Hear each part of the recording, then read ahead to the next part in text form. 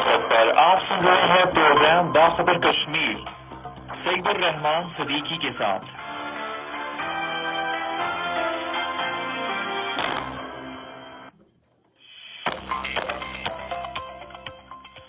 बिस्मिल्लाहिर्रहमानिर्रहीम, अस्सलाम वालेकुम। प्रोग्राम बाखबर कश्मीर के साथ मैं हूँ आपका मेज़बान सईद रहमान सिद्दीकी। हालात हाजरा का प्रोग्राम बाखबर कश्मीर तकरीबन रोज़ाना आपकी खिदमत में पेश किया जाता है और हम गुफ्तगू करते हैं अपने गिरदो पेश के हालात पे, और इसके अलावा हम मकबूजा कश्मीर पे ख़ास तौर पे गुफ्तगू करते हैं। और जब से ईरान पे इसराइली जहरीत हुई है तो हमारा मौजू ईरान के जो हालात वाक़यात हैं, फिर ये यहाँ अफ़गानिस्तान के अंदर जिस तरह से दहशतगर्दों के ठिकानों को हमारी बहादुर फोर्सेस निशाना बना रही हैं, और जिस तरह से वहाँ एक क्रिमिनल रजीम के ख़ात्मे के लिए पाकिस्तान की बहादुर फोर्सेस कोशा हैं, और वो उनको दहशतगर्दों को चुन चुन के वासले जहन्नम कर रही हैं। वो रोज़ की अपडेट्स और वहाँ के बदलते हुए हालात वाक़यात, उनसे हम आपको आगाह रखते हैं। तो आज हम गुफ्तगू करेंगे अफ़गानिस्तान की जो सूरत हाल है, और कुछ बैनुल-अक़वामी ताकतें जिनमें चीन भी शामिल है, वो चाहते हैं कि पाकिस्तान और अफ़गानिस्तान की जो इस वक्त हुकूमत है, इनके दरमियान मुज़ाकरात के ज़रिए से मसाइल का हल निकले।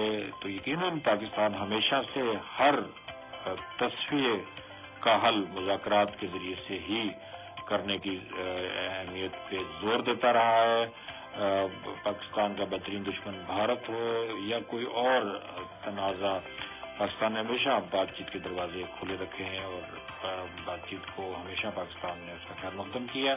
तो चीन पाकिस्तान का एक बड़ा काबिल एतमाद दोस्त है, और चीन की जो सालसी किसी भी चीज़ में जब हो तो पाकिस्तान यकीनन उसका मुस्बत जवाब ही देता है।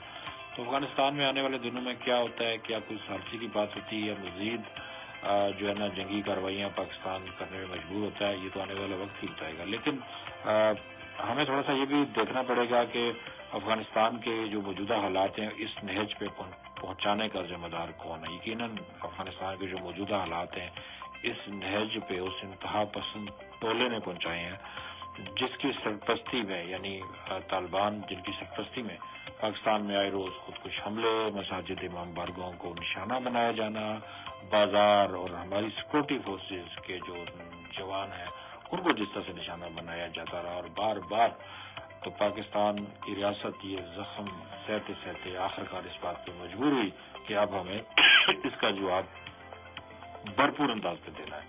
आप जब किसी को इस हद तक मजबूर आप कर दें कि उसके शहरियों को, उसकी फोर्सेस को आग और खून से नहलाना आप रोज़ का मामूल बना दें, तो बिला आखिर पैमाना सब्र लबरेज भी होता है।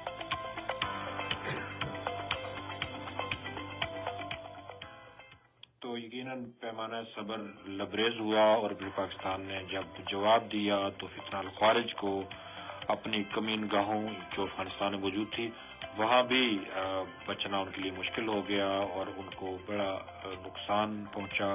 उनकी कमीन गाहें ख़त्म हुई, उनकी लीडरशिप को वासले जहन्नम में पहुँचाया, और फिर तालिबान जो उनके मावन और मददगार हैं, तालिबान अफ़गानिस्तान की जो हुकूमत है, उनको भी सबक सिखाना ज़रूरी समझा गया, और काफ़ी उनको नुकसान उठाना पड़ा। और फिर उन्होंने भारतीय ईमा पे और भारतीय इशारे पे कुछ ड्रोन हमले करने की भी कोशिश की। वो ड्रोन कहाँ से आ रहे हैं, कौन दे रहा है, सबको पता है कि वो ड्रोन कौन दे रहा है। इसराइल का बगल बच्चा भारत ये सारा कुछ कर रहा है। वहाँ फितना और ख़ारिज और तालिबान हुकूमत के पीछे उनका अमल दखल है, और वो पाकिस्तान के ख़िलाफ़ किसी साजिश को जो है ना वो किए बगैर बाज नहीं आते। तो जैसा कि पाकिस्तान समझता है कि भारत जो है ना वो उसका असली दुश्मन है, इस तरह अफ़गानिस्तान को भी पता है कि भारत उसके साथ मुखलिस नहीं है, सिर्फ पाकिस्तान के ख़िलाफ़ बतौर प्रॉक्सी उनको इस्तेमाल करना चाहता है, पाकिस्तान के ख़िलाफ़ अपने मज़मूम मकासद के लिए अफ़गानिस्तान की मौजूदा हुकूमत को इस्तेमाल करना चाहता है। लेकिन ये कुछ समझते हुए भी महज चंद पैसों की खातिर, चंद रुपयों की खातिर जो है ना तालिबान जो है ना उनकी प्रॉक्सी बनने पे बखुशी आमादा नज़र आ रहे हैं, और بخوشی وہ ساری کی ساری چیزیں وہاں پہ کر رہے ہیں کہ جن کے ذریعے سے جو ہے نا وہ افغانستان میں حالات خراب ہو رہے ہیں. تو ہمارے پروگرام کا سلسلہ جاری رہے گا سوشل میڈیا پہ صرف اتنا ہی. باقی آپ سنو FM 89.4 پہ ہماری نشریات مزید سن سکتے ہیں.